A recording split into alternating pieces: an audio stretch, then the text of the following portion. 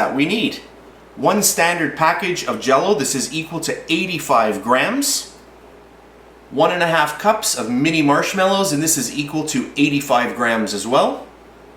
And our last ingredient, a half a cup of hot water. This is equal to 125 milliliters or 125 grams. So those are the ingredients, so let's get started.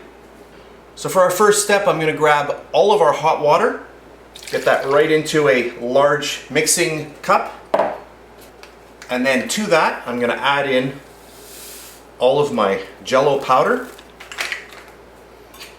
Grab a whisk. I just want to mix all of this up. That's good. And then super simple, just grab all of your mini marshmallows, get those right in there. Now I'm going to pop this into my microwave for 45 seconds on high. So here we have it, 45 seconds in my microwave, and now I'm just going to start mixing all of this together. And you can see all of that heat is just melting those marshmallows. And that's what you want. So just keep mixing until all of this is completely dissolved.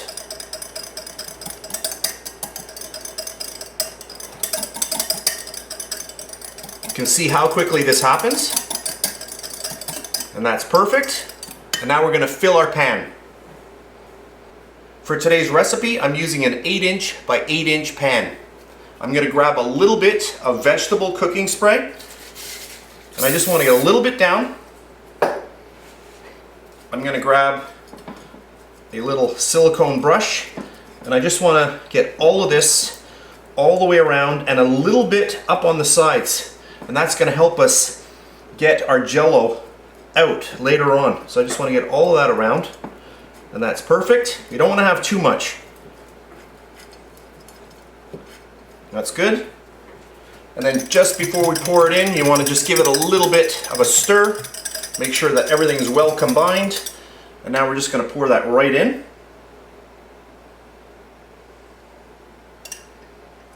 And get all of that out.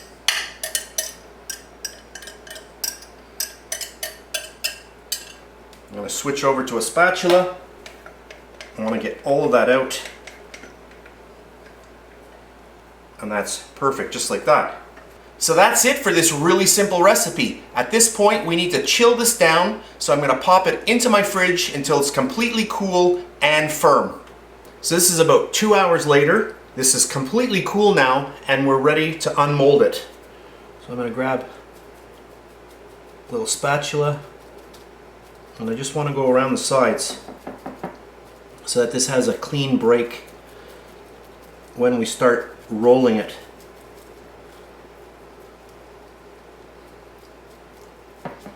And you want to be really careful when you do start rolling this. So get right under. You can see the spatula is actually bending and going underneath, which is great. A little bit of a push.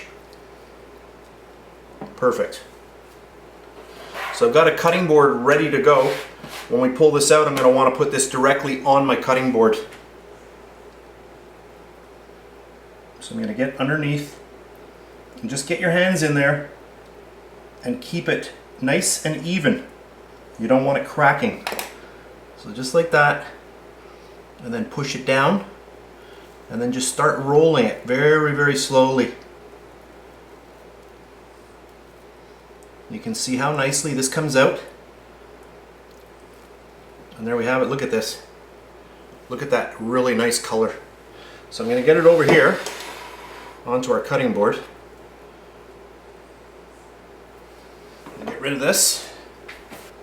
I've got a little bit of thread that I'm just going to break off a little piece.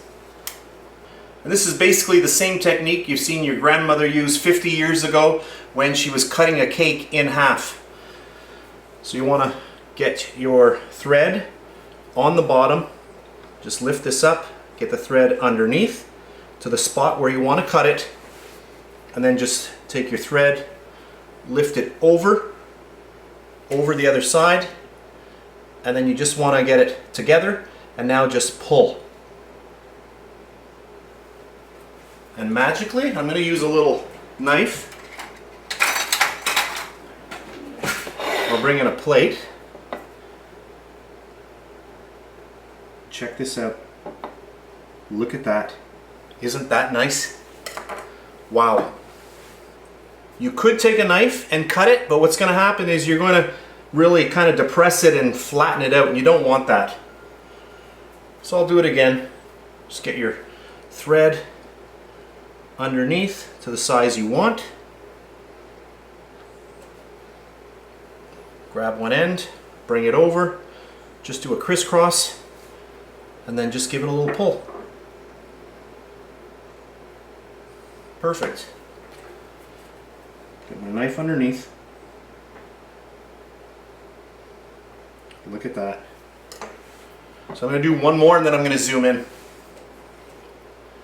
Get our string, our thread, get it down.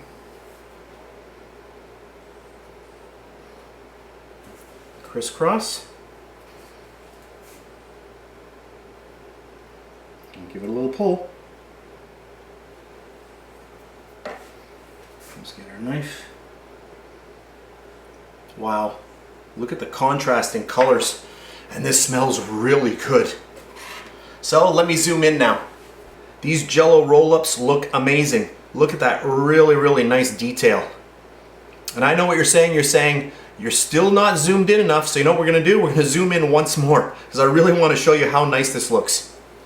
So that's what I call a really extreme close-up. Hopefully you can see everything really well now. You can see that Jello right there and that really nice marshmallow inside. And you can see that the marshmallow always takes on a little bit of the color of whatever you're using as Jello. So if you're going to be using a strawberry Jello, this is going to be a little bit, you know, red. Here we have the green. Depends on what flavor that you're actually using.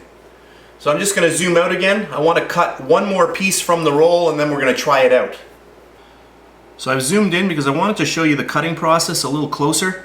So I'm going to grab both ends of the thread and I'll get my hands closer here so you can see them. Okay? So you want to position the thread where you want to make that cut. And now just bring the thread out and then just take one end, put it over the top, and the other end the other way. So opposite directions. So now you've got it like this. Crisscross. And then what you do is you just gently pull, and like magic, it's cut. And we'll just take our knife, and there we have it. And of course I'm gonna have to try a little piece on camera. I already know what this tastes like. It is very good.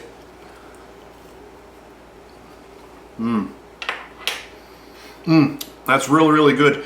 You get the tartness of that Jello because it is so concentrated. That's because we only used half a cup of water in this recipe. And then you get that fluffy marshmallow. Really nice. This, I would say, is more of a recipe that you're going to want to make for children. I think they're going to enjoy this more than adults. But if you do have a sweet tooth, you're probably going to like this as well.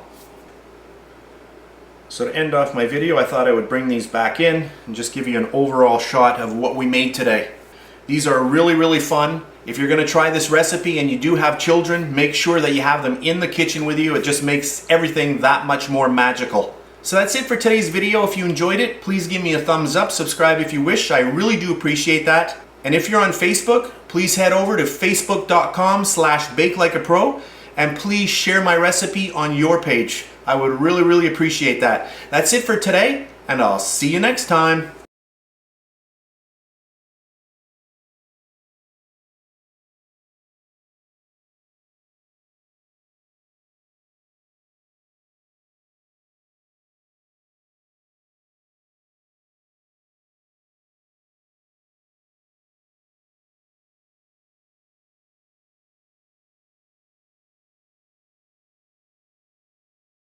Gummy bear mold, a measuring cup for our water. We're going to be starting off with cold water, but I'm going to get to that step in just a second. You're going to need 1 tablespoon of gelatin. That is equal to 15 milliliters. And if you buy your gelatin in little packets, this is what it looks like. It's a standard package, and this holds 1 tablespoon or 15 milliliters. And also a regular sized box of Jell-O, and this here is 85 grams. So for our first step, I'm going to get my water ready and I'm going to come back in 1 second. For my first step, I have added a half a cup of cold water from my kitchen sink. That is very important. You need the water to be cold. I am now going to take that 1 tablespoon of gelatin and I'm just going to sprinkle it over the top of the cold water.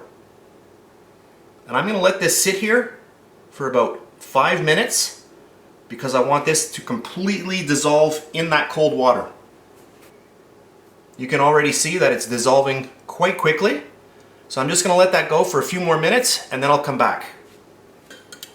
So this is 5 minutes later and I've just taken a fork and just stirred this around.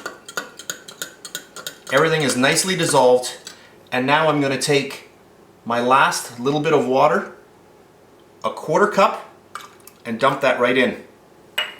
So in here we have a total of 3/4 of a cup of water.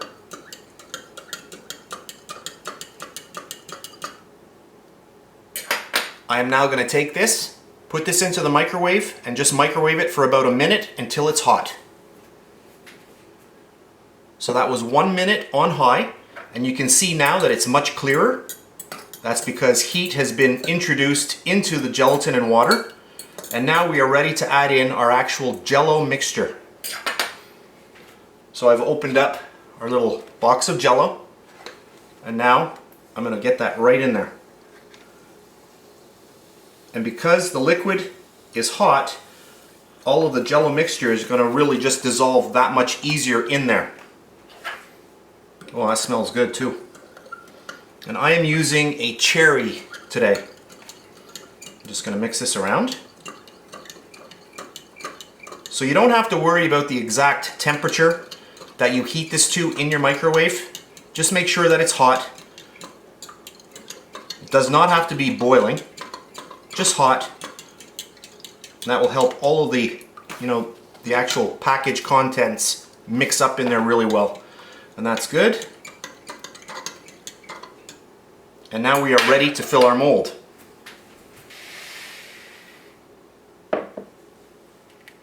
So I've just put my mold on a little cutting board because this is very, very flexible and it's very hard to lift up when it's full. So we are ready to pour. Just give that a little bit of a stir just to make sure that all the contents are completely mixed, that nothing has settled to the bottom. And then I'm going to start filling our little mold.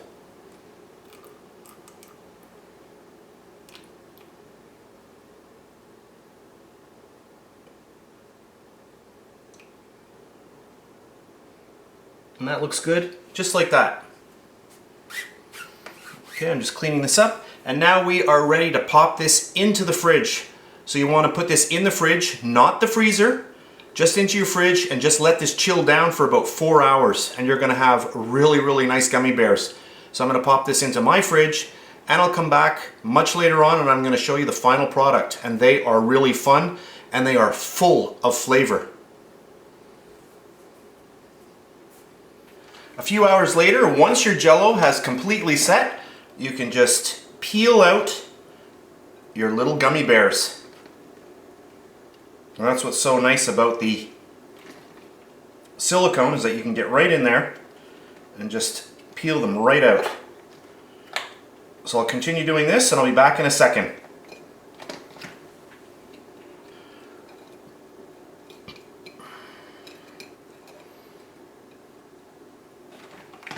And our last one. And there we have them. Let's get them around the right way. Look at that. Really nice. Let me zoom in. So I've zoomed in just a little bit to show you how nice these are. And there we have it. Our Jell-O gummy bears. And look at how really gummy these are. Really, really nice. You can see that extra gelatin really set these up really well. And these here are super, super fresh. A burst of flavor right in your mouth. Super, super fresh. Yum.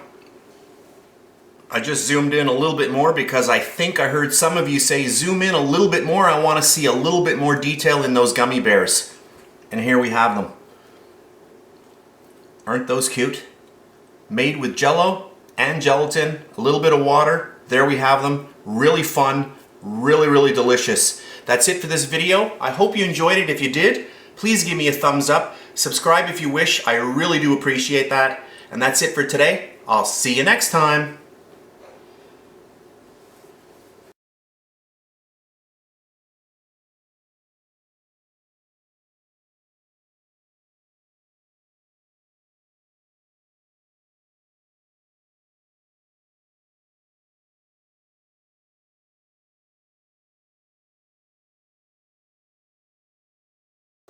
I'm going to start off with a bowl. The first thing, you want to make sure that your bowl is very clean and absolutely dry.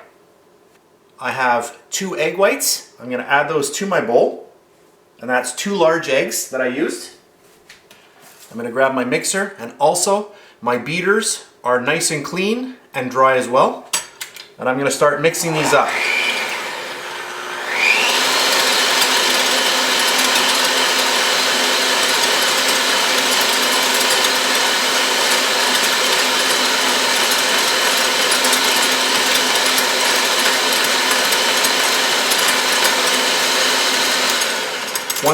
Once the egg whites start getting frothy like that, I'm going to add in my little bit of lemon juice, and that is 1 teaspoon. Just mix that in.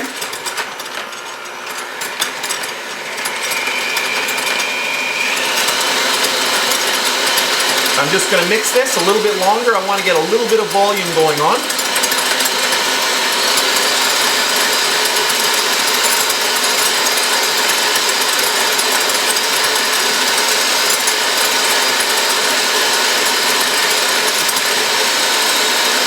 Okay, that's good.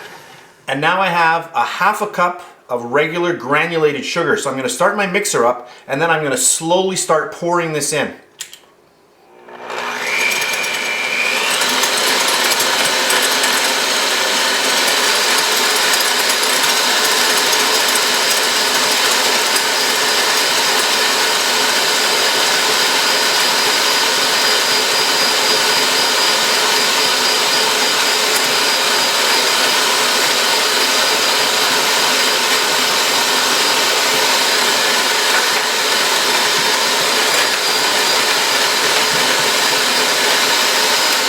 At this point, I'm going to start mixing. I want to mix for a couple of minutes, and then I'll come back.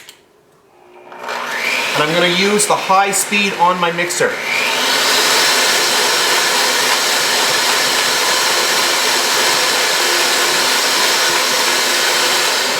So that's about 2 minutes of mixing, and you can see that it's really nice and thick. And I'm going to add in a little bit of food coloring at this point. I'm going to add in a little bit of red food coloring. Just about a drop. That's perfect, and that's a gel. And now we'll mix this in. And you can see that 1 drop, what it did. Very intense color. And now I'm going to get my mixer on high, and I want to get some really good stiff peaks going on.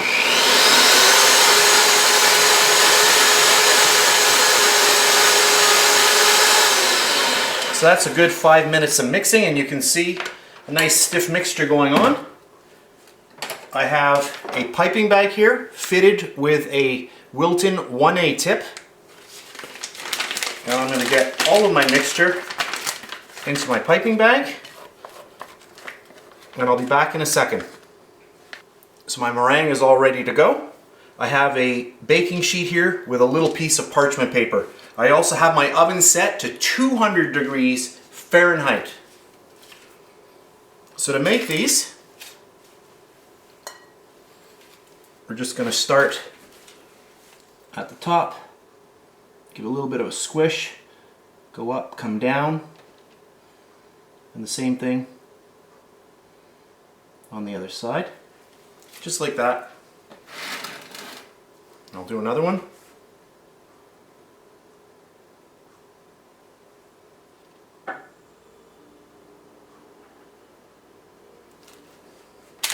I'll zoom in a little bit. Okay, I've zoomed in just to show you this a little bit better. So go up, come down, and then pull. Push, around, come down, and then pull. And you can fill these in if you wanted, so you could just get in there, put a little dot if you wished. That'll settle down. Where are we here? I'm going to go right there.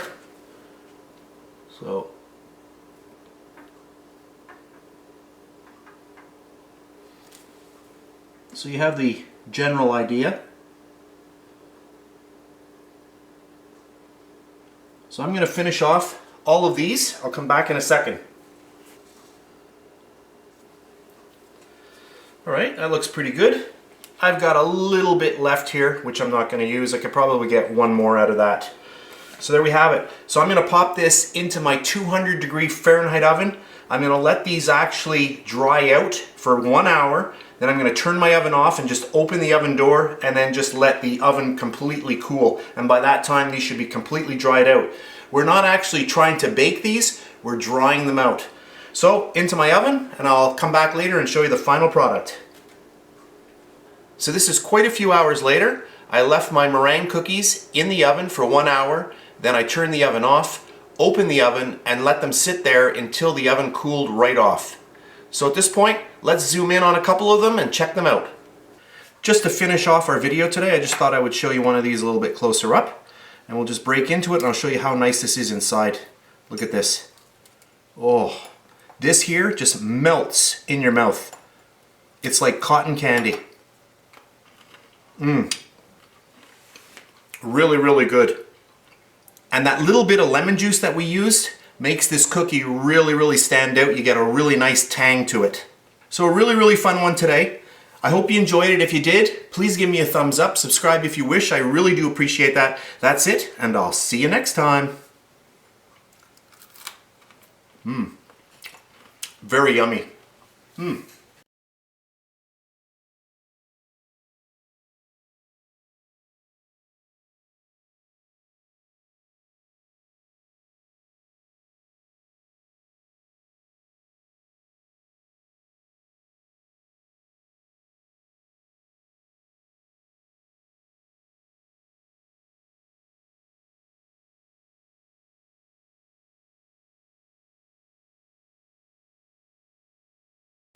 Today I'm going to be making some really, really awesome gluten-free pecan brownies. And here are the ingredients that we need.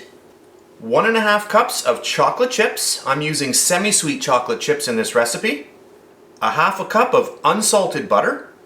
3 eggs. 3/4 cup of granulated white sugar. 1/3 cup of cornstarch. 1 cup of pecans. 1/4 cup of cocoa powder, and I'm using Dutch processed cocoa powder in this recipe. 1 teaspoon of vanilla. 1/2 teaspoon of cinnamon. And 1/2 teaspoon of salt. So those are the ingredients, so let's get started. For my first step, I'm going to melt my chocolate in the microwave on defrost mode, and I'm also going to melt my butter. That's the first step. I'll do that, and I'll be back in a second. So I'll get my melted butter into my bowl.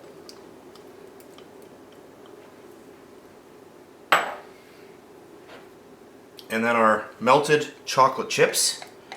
Oh, that smells good. And always microwave your chocolate on the defrost mode. Never use the regular mode because you will burn your chocolate. That's good. And then we will just incorporate this. I just want to mix this a little bit. That's good, and then I'll add in all of my sugar. We'll get that mixed around. I'll add in my salt. And my vanilla. And then we're ready for our eggs. So there's egg number 1.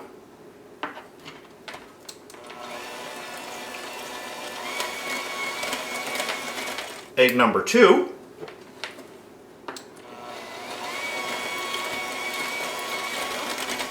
And then our 3rd egg, and we'll mix that in.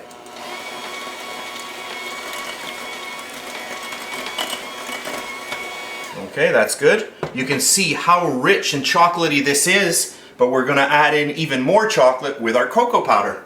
So I've got a sieve here, and I just want to sift all of that cocoa powder in. I'm going to put in a little bit of cinnamon as well, and all of our cornstarch. And the cornstarch is replacing our flour in this recipe. And then the little pieces that are left, just push them through with your fingers. So we'll mix this in. When you first start mixing, always just go on speed number 1, because you do not want a huge dust cloud. Cocoa powder really gets into the air very, very easily, so just a very slow speed until it's mostly mixed in. And then you may increase your speed, just by another notch on your mixer. But this is good, just like this. So mix this until it's well combined. Make sure you get up on the sides with your mixer and get everything well incorporated. And that's good, just like that. Our last thing to do is our pecans. So what I'm going to do is I'm going to toast these in a fry pan. I just want to smell them. As soon as I smell them, all the oils are going to come out of the pecans, and then I know that they're nicely done. Then I'm just going to chop them up and we'll add those.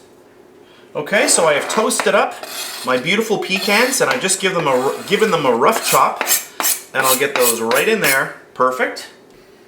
Grab our mixer for the last time and just get this mixed in, just so that they're all covered with that beautiful chocolate.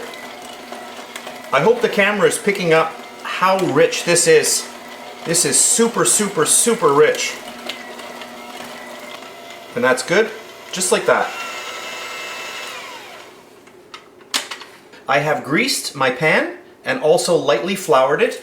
And these are, just in case somebody wants to know, 2.5 square by about 1.5 inches high. Okay, and this is a Wilton pan. So I'm going to grab my little ice cream scoop and I'm going to start filling these up. And this is a perfect recipe for this mold. So right now, my oven is set to 350 degrees Fahrenheit. I'm going to pop these in and I'll be back later with the final product. Okay, I'm back and I'm going to pop out my beautiful little pecan brownies. And these baked for a total of 30 minutes in my oven. I'll just get these out. Oh, they smell so good. So let's just break into one. I'll show you what it looks like inside. Look at this. Oh, amazing. Really, really nice. And let me just taste a little bit. Oh, that's really good. You would never know that these are gluten-free. No flour in these whatsoever. Really, really nice. So let me take all of these out and then I'll just zoom in a little bit. So at this point I've got them all out and I could end the video here. These are great to eat just like this. However, for an optional step, I'm going to make a really nice chocolate ganache just to finish these up. Okay, so what I have here is 1 cup of heavy cream. This is 35% cream. I also have 1 cup of chocolate chips, and these are semi-sweet chocolate chips. And I'm going to pour those into my hot cream. And what I want to do now is I want to let the heat of the cream start melting that chocolate. So I'm just going to leave this here for about a minute so that the chocolate and the cream become friends. And I'll come back in about a minute and we're going to start stirring this up. We also have some nice butter. I've got about 4 tablespoons of butter here that we're going to add into that as well. Okay, so this is about a minute later or so, and I'm going to start just whisking this nice and slowly and watch the magic as it starts to happen. I'll do this real time so that you see what happens. You can see the chocolate right in the middle of my whisk is starting to really combine. I'll just keep whisking, and as the cream and the chocolate come together, look at how beautiful that is. So this is a ratio of 1 to 1. So 1 cup heavy cream to 1 cup of chocolate chips. And then we'll get all of our butter in there. And we'll just let that melt and mix right in. And that's it for this chocolate ganache. And we're going to be using that on top of our lovely gluten-free pecan brownies. So the next step, I'm going to grab our beautiful chocolate ganache and I'm just going to pour this right over our nice brownies. And I've got parchment paper underneath, which is going to catch all of that ganache, and then we can reuse that. So nothing goes to waste.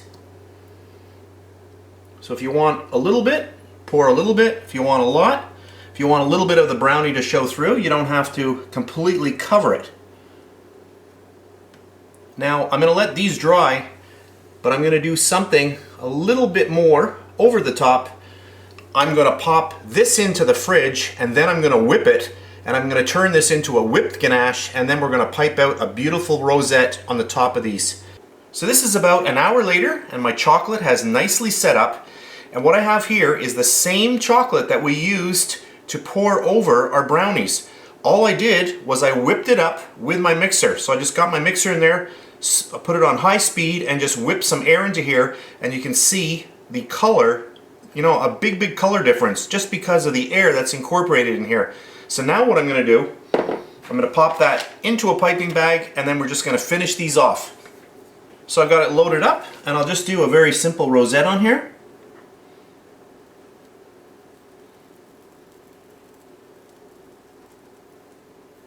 And this step is totally optional. You don't have to do this, and we didn't have to cover them with chocolate either, but you know, it was just a nice final thing to do.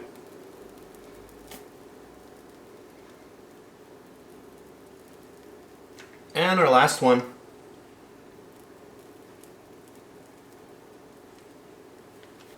So I just zoomed in a little bit just so you could see a little bit better. So here's our final product, our gluten-free pecan brownies. So we have our gluten-free brownie, then we have a nice chocolate ganache that we poured on top, and then we finished off with a whipped ganache for our topping. So I hope you enjoyed this video. I really had fun making this. That's it for now. If you enjoyed this video, please give me a thumbs up, subscribe if you wish. That's it for today, and I'll see you next time.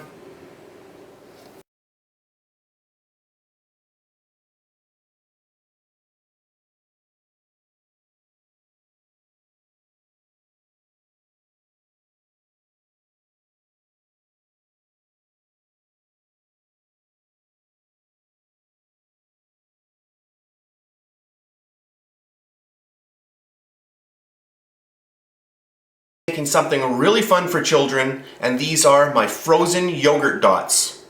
And this is my version of something called Dippin' Dots, which I saw at one of the local hockey rinks when I took my daughter a couple of months ago.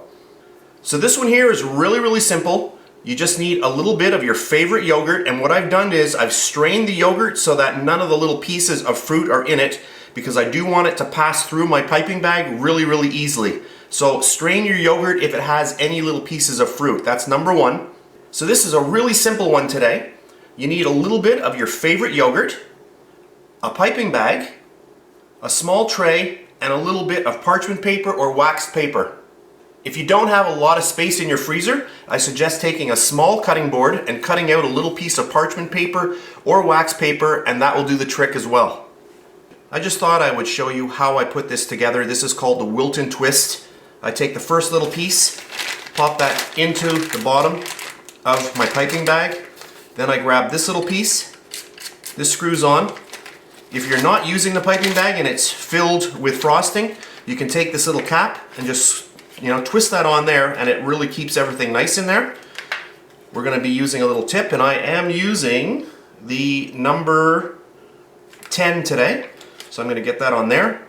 This goes on, and you just give it a little twist and you're ready to go. So I'm going to fill that up and I'll come back. Okay, so my piping bag is now full of yogurt and we are ready to go. And the secret is make tiny dots. Don't make them really large. So I'm just going to start off.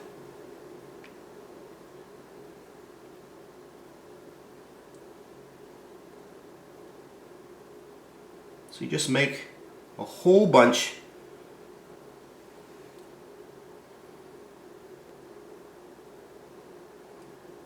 So you see what I'm doing here? I'm not applying a lot of pressure because the yogurt is very, very thin. And leave a little bit of space because it is going to flow a little bit. Not too much, but you just don't want the little dots touching each other. And this little dessert, we must freeze it. And this is also a dessert that you have to serve right away. Once you bring these out of the freezer, they're going to be hard as a rock, and then we're going to put them into a little serving bowl, and then you give them to the kids right away. And they are so fun. And I first saw these a couple of months ago. We were at a hockey game. My daughter and I were at a hockey game, and I saw these. She had got them at the little local stand, and I had no clue what they were. And as soon as I saw them, I thought, you know what, I think I could do this with yogurt. You know, something on a frozen yogurt kind of thought. And so I thought, let's try these out and see. So we've been making these quite a few times, and I thought I would just do a video on these. And you can do this with a little Ziploc baggie as well. So fill up your Ziploc baggie first, and then cut a tiny hole in the corner. And it works equally as well. There, that's good enough for this little video. Okay, so at this point, I am going to pop these into my freezer until they're frozen solid. So my tray is now in the freezer, chilling down, and for fun I thought, you know what, I'm going to do a little bit more using a Ziploc just to show you that it actually does work. So I'm going to fill this up with yogurt, and I'll be back in a second. So I have my cutting board here and a little piece of parchment paper. I've got my little baggie filled with yogurt, and now I'm just going to cut off a tiny little piece in the corner.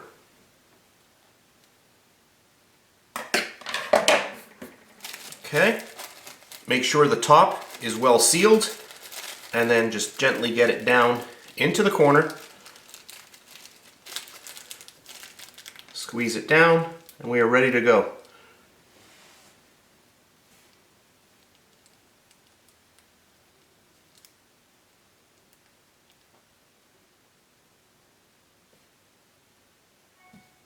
And once you get it down, you know, nicely, then you can start feeling the process and getting a nice little circle.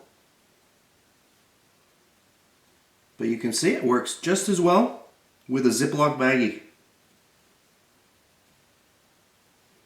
Just make sure, don't cut that hole too large. And if you wanted to, you could also take different colors of yogurt, or even add food coloring to yogurt and change up the colors.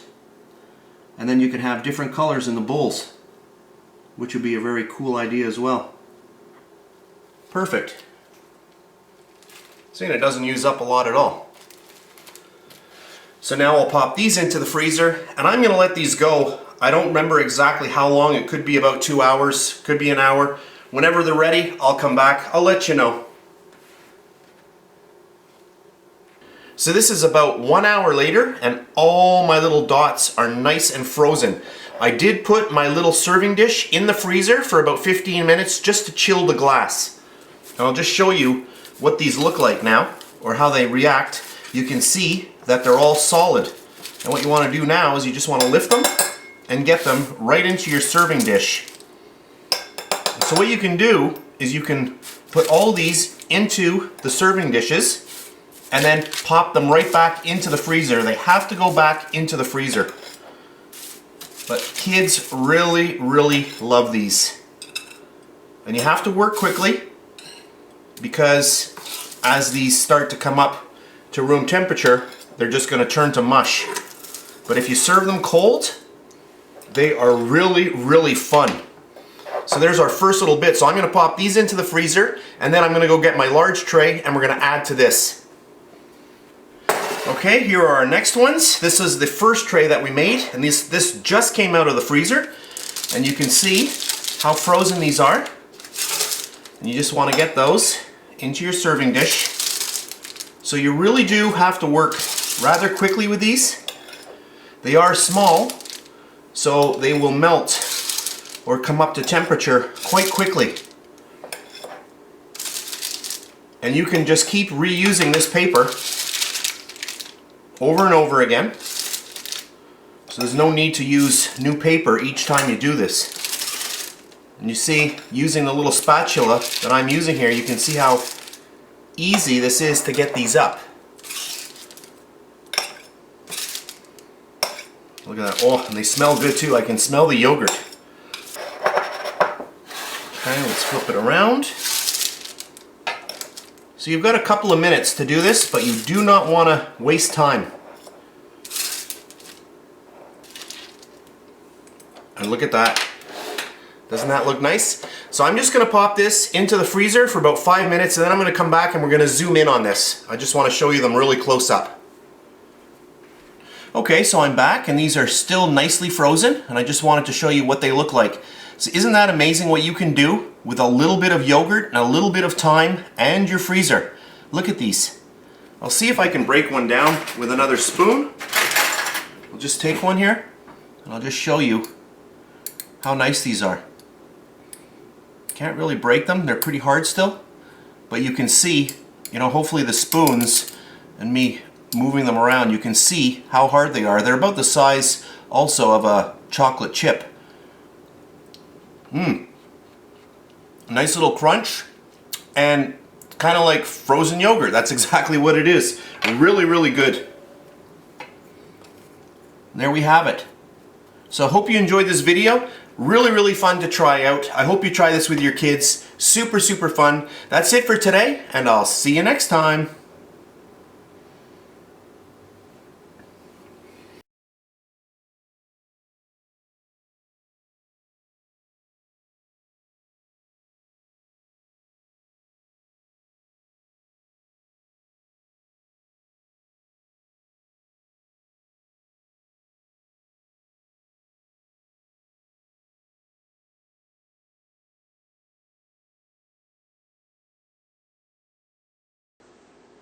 One cup of warm water, a third of a cup of vegetable oil, 1 teaspoon of baking powder, and our last ingredient, 1 teaspoon of salt. So those are the ingredients, so let's get started. To make this recipe really simple, I measured my flour directly into my KitchenAid bowl. I'll just lift the bowl up and get it ready. I've got my little bit of baking powder, we'll get that in there as well. And I'll just turn that on just to mix this around. Okay. That's good. Get our salt in there as well. And then we're just going to simply add in our water. And that's just warm water. And then all of our oil. I'm using vegetable, but you can use canola oil as well.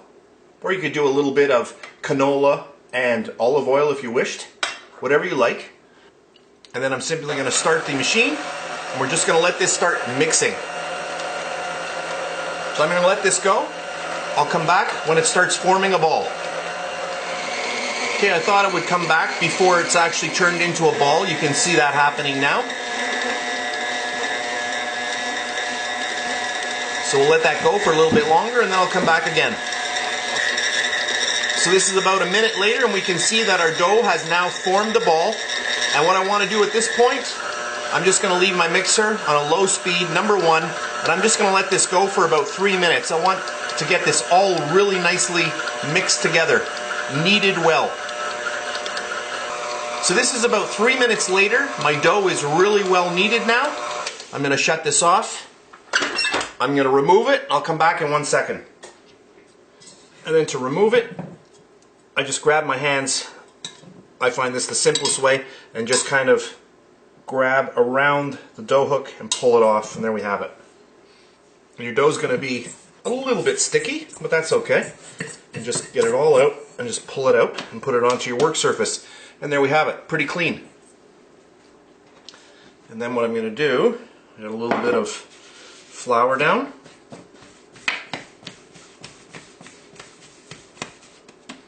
And we're going to split this up. I'm just going to zoom in a little bit. Okay, so you can see how nice this dough is. It's very supple, very soft. You can see it stretches really well. Really, really nice dough. The baking powder in here, what it's doing is it's adding a little bit of airiness to this, and this is what we want.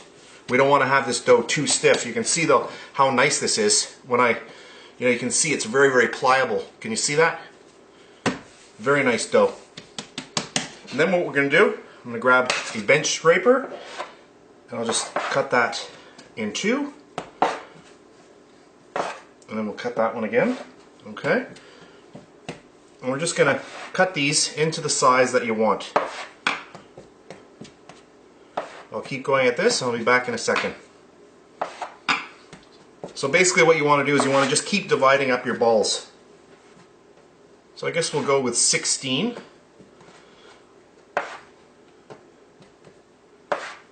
They don't have to be perfect. I was going to turn the camera off, but I thought I'll just keep it running. And there we have it. Okay, some of them are going to be a little bit bigger than the other. It doesn't really matter. And now I'm going to just get all these together. So I just get a little push. I'm just going to make a little bit of a circle with these because we're going to roll them out after. And if you start off with a circle, they are much more apt to stay in a circle when you roll them out. So it's just a lot easier. Circle to circle. So I'm going to roll all these out and then I'll come back in a second. So the little balls are all ready to go at this point. And what you can do is, just to start off the process, you can just go around and just give them a little bit of a push. Just a little bit of a head start. One thing that I'll say about the fat that I use, which was vegetable oil, you can also use vegetable shortening. You'll see a lot of recipes that call for vegetable shortening, and you can use that as well. I do as well sometimes too. So we're just going to push these out. And then what we want to do is we want to let these rest, because of the action of the mixer, it started building up the glutens in the dough. And if we try to start rolling these out right now, what's going to happen is the dough is going to expand first when we roll it, and then it's going to try to contract a little bit. So at this point we're just going to let these rest for about 15 minutes, and then we're going to start making the actual tortillas. We're going to start frying them in our pan. And then I'm just going to cover these with a tea towel, and I'll come back in a little while, and then we're going to finish off the recipe. So I've just set up my frying pan. I've got a medium heat going here. My fry pan is nice and hot. We'll grab one of our little doughs, just cover it in a little bit of flour, grab the rolling pin, and there's no rule. You can roll as much or as little as you want. You don't want to have them too thick.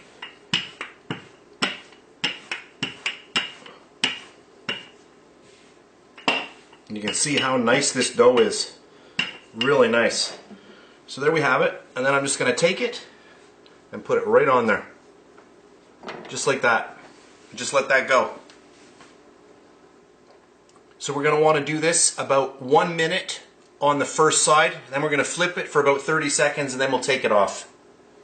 You can see now we're getting some nice little air pockets here, which is telling us that there's a lot of heat being introduced from the bottom. And you can check it to make sure that it's not burning, and that looks good. Just let it go a little longer. On the bottom, you want to have a few brown spots, but you don't want it completely done. And that looks good, I think, just like that. We'll flip it. So you want to have, see the little spots? Something just like that. We don't want to dry out the tortilla too much. Now we're going to go about 30 seconds on here. So this is almost 30 seconds, a little bit more. You can push it down if you want more surface touching the fry pan, but that's good. I'll flip it over and just show you what it looks like. And that there is perfect, just like that. And that is very hot. So I'll put that off to the side. So for this recipe, I'll do one more. A little bit of flour on there. And when these completely cool, you want to store them in something airtight, like a big Ziploc baggie or some kind of container, so that they don't dry out.